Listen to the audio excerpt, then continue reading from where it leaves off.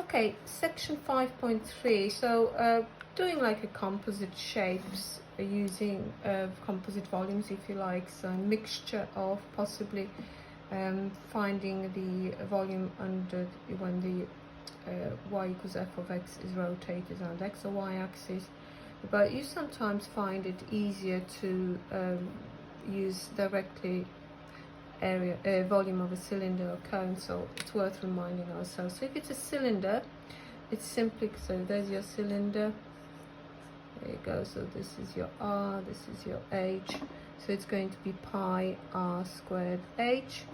With a cone, if this is r and this is h, there you go, just as a reminder, you've got the same as a cylinder but a third of this, so pi r squared h.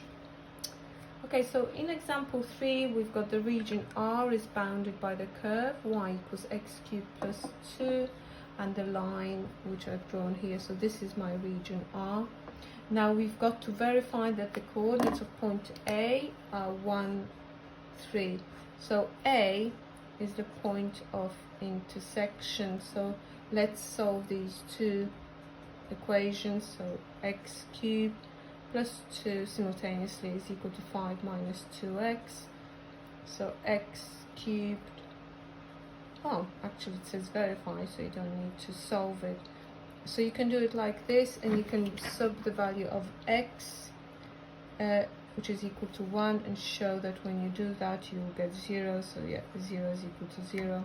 I just thought about a different way of doing it as well. And to confirm that y is equal to 3, we can just put x equals to 1 into the first equation, so it's 1 cubed plus 2, that gives you 3, and into the second equation, so clearly show which equation you are substituting it into, so it's 5 minus 2, which is 3, so it confirms that this is going to be the point 1, 3. You could have just substituted 1 and 3 into the top equation and the bottom equation, show that both sides are equal, so work for those values of x and y. So this is verified. Okay, now we've got to find the volume of revolution if this particular region R is rotated around the x-axis. So here is clearly that value is 1. So if you think about it, we can just think about volume 1 and then volume 2. So volume 1 is going to be this part here, the region, the first section of region R being rotated, obtained by rotating this area between 0 and 1. So it's going to be y squared because dx, so y squared dx, which y in this particular instance is our x cubed plus 2, so if we square it we need to find the value of that integral. Okay, so let's square it. It's x to the power of 6 plus 4x cubed plus 4 dx. That will be 1, let's just integrate it first, x to the power of 7 over 7 plus 4x to the power of 4 over 4, which is x to the power of 4, and then 4x.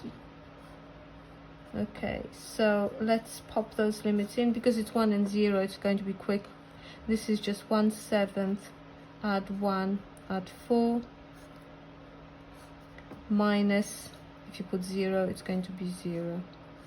So this is going to be 5 and 1/7, which is 36 pi over 7. So that is our volume 1. I just want to squeeze it on this page. So volume 2 is going to be, this time you've got this triangle. Okay, you drop down the line x equals 1, it forms a right angle, so it's a right angle triangle. You are going to be dealing with a cone. Okay, so imagine this is a cone being with a radius 3, and just draw it there. So the radius is going to be the y coordinate of point A, so it's 3. Now the height of this cone is yet to be established, so it's between 1 and this point. This point here, let's call it B. This point, let me just get another piece of paper so you can see it very clearly. There you go. So point B here, you're going to find by making y equal to 0. So it's 5 minus 2x is equal to 0. So x is equal to 5 over 2. So 2.5. So the height is going to be the distance between 2.5, 0 and 1, 0. So the length here is going to be 3 over 2, 1.5. So the height here is 3 over 2. Okay. So the volume of our cone is going to be 1/3 times pi times radius squared times 3 over 2 squared. Okay, so that looks like it's going to be 27 pi over 4. So what will the final volume be? Well, it's going to be V1 add V2. There you go. So let's do 27 pi over 4 add 36 pi over 7.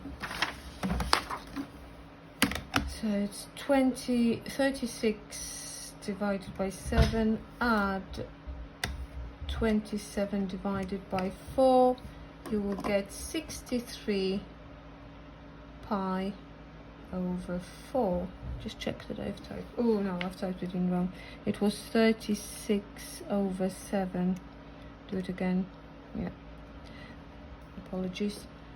333 over 28 pi. Times that by pi. That gives me 37.4 cube units for this particular question. Okay, I just need to make an amendment. Made a mistake while working out the cone. So it's the base times, so the area of the base times height, 1/3 of that. So volume of the cone, this is your cone, which we called V2.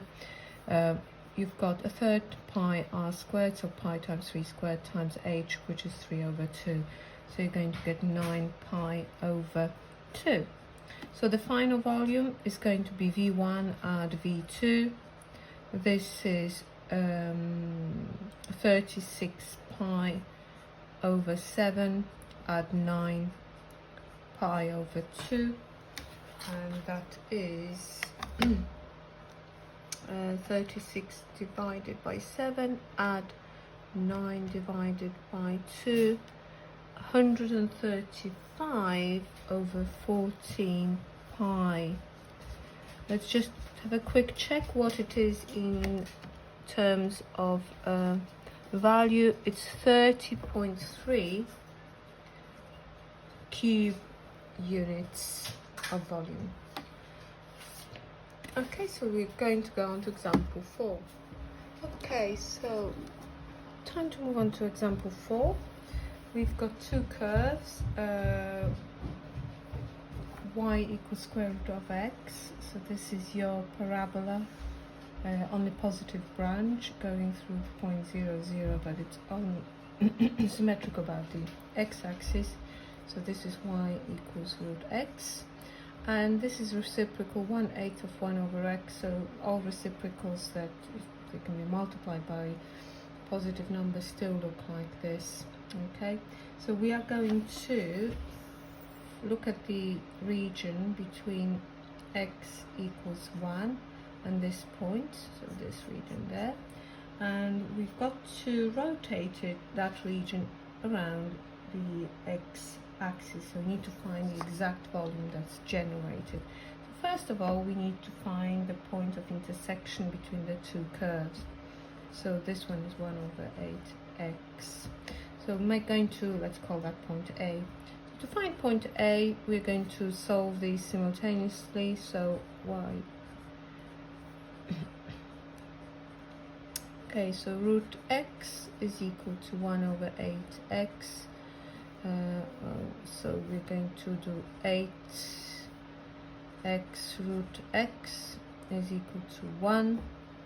This is 8x to the power, this is power of 1, this is power of a half, so 3 over 2 is equal to 1.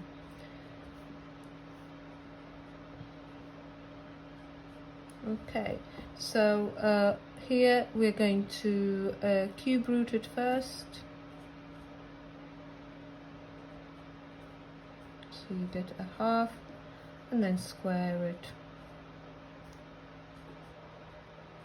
So that is a quarter, or you can just give it the power of 2/3 straight away. So the y coordinate of that point, if you needed it, but I don't think they are asking us to do it. No, so we just need interested in that value. So this is x equals to a quarter, and then you've got x equals 1 are your limits. So first of all, if you think about it, let's color this one in blue and maybe this one in green, and whether it will show or not. Slightly different color. Okay, so the idea is to think about taking scissors to this picture, and you're going to be finding the volume of the green curve being rotated around the x-axis, then the volume of the blue curve being rotated, and it's the difference between the two. So imagine you first of all create that outside green volume, and then you hollow out the blue out of the green one. Okay, so we want to have green. So volume, it's going to be pi, and it's around the x-axis, so let's just remind ourselves, always good idea to quote the formula. So it's y squared dx.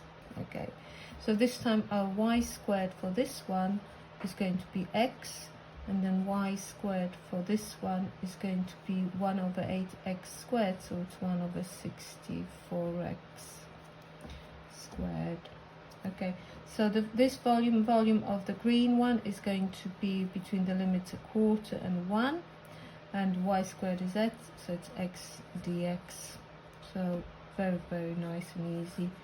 So it's x squared over 2 between a quarter and 1.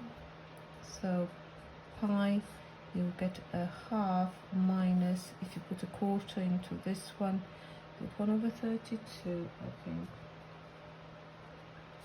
So that's going to be 32, 16 minus 1, 15 pi over 32. Okay, let's have a look at the blue one. So let's call it G, B for blue. So it's pi, and it's between a quarter and 1. This time we've got 1 over 64. Let's bring that x squared to the top, so x to the power minus 2 dx. Okay, so add 1 to the power, divide by that power, you get x to the power minus 1 over minus 1, so it's going to be minus 1 over 64 x to the power minus 1 between a quarter and 1. So this one is minus 1 over 64x. Pop 1 in, you get minus 1 over 64, minus, put a quarter in, so you get, that's wrong, in the denominator, there you go. If you put a quarter in, it will get flipped, so you get 1 over 16. Okay, so it's going to be 1/16 minus 1/64, so it's going to be 3 pi over 16 over 64. Do it on the calculator, don't risk making mistakes. I should have times that by 4 as well, and that by 4, so you do get 4 over 64. minus 1 over 64. So the final result you're going to get by taking the green and subtracting blue from it. There you go. So 15 pi over 32 minus 3 pi over 64. So all I'm going to do is put 15 divided by 32 minus 3 divided by 64. That gives me 27 over 64, but it's 27 pi. So if I times that by pi, looks like it gave me 1.3. Just check again. 27 pi divided by 64. Yeah, 3 to 3 significant figures. Brilliant. Okay, so now you should be ready to go on to exercise 5C, and the next section is modeling with volumes of revolution.